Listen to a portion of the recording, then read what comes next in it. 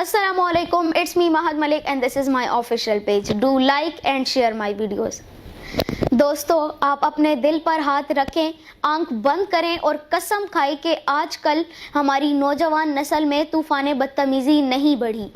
क्या बुज़ुर्गों, छोटों, बड़ों और ख़वातीन का एहतराम ख़त्म नहीं हुआ? सिर्फ़ और सिर्फ अपने मौसफ की खातिर कुछ भी कह देते हैं। कहते हैं कि इंसान की आदतें उसकी नस्ल का पता देती हैं। एक दफ़ा एक बादशाह अपने दरबार में बैठा हुआ था कि एक अजनबी शख्स आता है और बादशाह से कहता है कि बादशाह सलामत, मुझे नौकरी दीजिए। बादशाह बहुत अच्छे दिल का होता है और हुक्म देता है कि इसको घोड़ों का अस्तबल का इंचार्ज बना दिया जाए। चंद दिनों बाद वो बादशाह के सामने पेश होता है और कहता है कि घोड़ों के अस्तबल का हाल तो बिल्कुल ठीक है, लेकिन वहाँ का एक घोड़ा बेनस्ली लगता है मुझे। बादशाह उस घोड़े के मालिक को बुलाकर कहता है कि ये शख्स तो कह रहा है कि अस्तबल में फलां घोड़ा बेनस्ली है और तुम कहते हो कि ये नस्ली है, बताओ इस घोड़े की हिस्ट्री इसको। वो कहता है कि बादशाह सलामत, हिस्ट्री कुछ यूं है कि ये घोड़ा जब पैदा हुआ तो इसकी माँ का इंतकाल हो गया था। इसके बाद हमने इस घोड़े को गाय का दूध पिलाया और गाय के साथ बड़ा किया। बादशाह उससे पूछता है कि तुम्हें ये कैसे पता चला कि ये घोड़ा बेनस्ली है? कहता है कि बादशाह सलामत, मुझे इस तरह पता चला कि ये घोड़ा गाय की तरफ झुक कर घास खाता है, जबकि असल में नस्ली घोड़ा घास मुंह में लेकर गर्दन उठाकर घास खाता है। बादशाह उससे मुतासिर हुआ और हुक्म जारी करता है कि इसे ढेर सारी भेड़ और बकरियां इनाम में दी जाए और आज से इसे मलका के महल का इंचार्ज बना दिया जाए।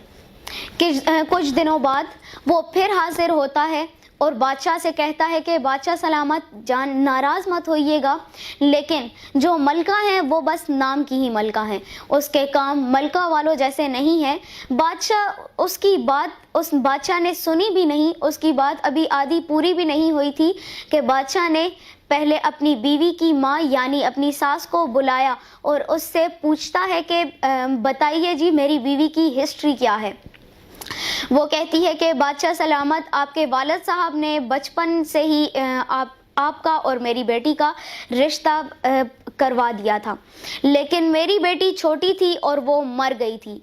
हम आपसे रिश्ता कायम करना चाहते थे, इसलिए हमने किसी और की बेटी को गोद ले लिया था ताकि हम आपसे रिश्ता कायम रख सकें। असल में ये हमारी बेटी नहीं और ये मलका भी नहीं। बादशाह फिर उससे पूछता है कि तुम्हें ये बात किस तरह पता चली? वो कहता है कि बादशाह सलामत, क्योंकि इसका जो अपने खादमों के साथ बर्ताव था वो बहुत ही जाहिलों वाला था। बादशाह और खुश होता और हुक्म देता कि इसे फिर से भेड़ बकरियां इनाम में दी जाएं और इसको मेरा पर्सनल असिस्टेंट बना दिया जाए। अब आप भी सोच रहे होंगे कि बादशाह के साथ इसने क्या क्या किया होगा। दोस्तों तो चंद दिन बाद बादशाह खुद इससे पूछता कि मेरे बारे में तुम्हारी क्या राय है। वो अक्लमंद शख्स कहता है कि अब मैं अपनी जान की अमान मांगता हूँ तो कुछ अर्ज करूँगा। बादशाह ने उसे कहने की इजाज़त दे दी। वो कहता है कि बादशाह सलामत, आप तो हैं बादशाह, लेकिन आपके काम बादशाहों वाले नहीं हैं। बादशाह बड़ा गुस्सा हुआ, लेकिन चूँकि जान की अमान दी हुई थी तो बादशाह पूछता है कि अच्छा, तो तुम्हारी मेरे बारे में ये राय क्यों है? वो कहता है कि बादशाह सलामत, मैंने आपकी एक बात नोट की है कि जब आप इनाम देते हैं तो उसमें आप ज़्यादातर भेड़ और बकरियां इनाम में देते हैं, जबकि दूसरे बादशाह का तो भरम और रौब ही यही होता है कि वो इनामात में हीरे और जवाहरात देते हैं।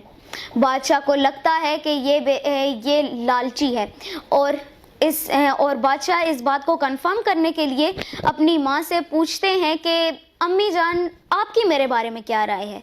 तो वो कहती हैं कि बेटा, हमारी असल औलाद नहीं है और हमारी असल औलाद तो थी ही नहीं, लेकिन चूंकि हम अपनी बादशाहत आगे बढ़ाना चाहते थे, इसलिए हमने एक चरवाहे से तुम्हें गोद ले लिया था। کہ ہماری بادشاہت قائم رہ سکے۔ تو پھر وہ بندہ کہتا ہے کہ جی ہاں، مجھے بھی اسی طرح لگ رہا تھا کہ یہ کام کسی چرواہے کے بیٹے کا ہی ہو سکتا ہے، لیکن کسی بادشاہ کا رعب یہ کبھی بھی نہیں ہو سکتا کہ وہ انعامات میں لوگوں کو بھیڑ اور بکریاں دے۔ اس قصے کا مقصد یہ تھا دوستو کہ ہر بندے کی جو عادتیں ہوتی ہیں، اس کا مزاج، اخلاق، اس کا لوگوں سے ہم کلام ہونے کا طریقہ جو ہوتا ہے، اس سے اس کی نسل کا پتہ چل جاتا ہے۔ تو دوستو، اگر میری یہ ویڈیو پسند آئے تو لائک اور شیئر کرنا نہ بھولیے۔ شکریہ۔